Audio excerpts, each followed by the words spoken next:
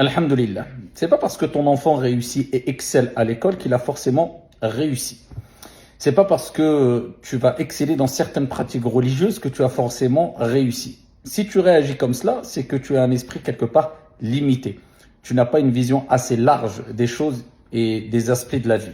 Prenons un exemple. Le prophète sallallahu alayhi wa sallam, dans le hadith rapporté par Muslim, il nous dit « Atadrouna man al-muflis » Savez-vous qui est le perdant ou le faillitaire?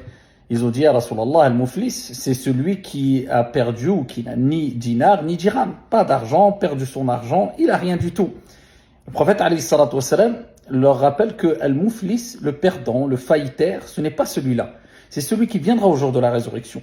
Alors qu'il aura accompli comme il se doit sa prière, son jeûne, donné sa zakat, mais il aura insulté un tel, il aura calomnié un autre, il aura frappé un tel, il aura versé le sang d'un tel. Alors à ce moment-là, eh bien pour réparer ses erreurs, eh bien on prendra de ses bonnes actions.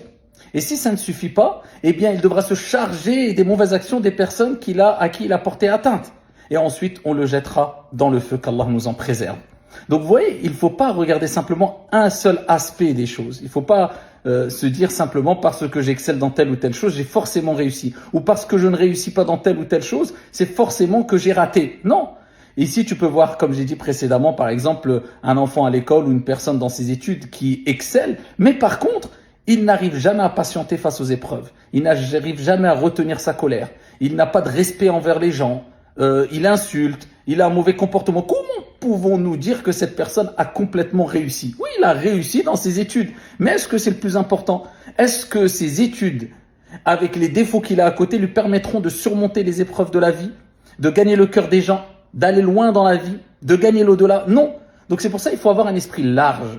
Il faut voir vraiment où se trouve la réussite complète. Est-ce qu'on a vraiment réussi ou est-ce qu'on a vraiment raté?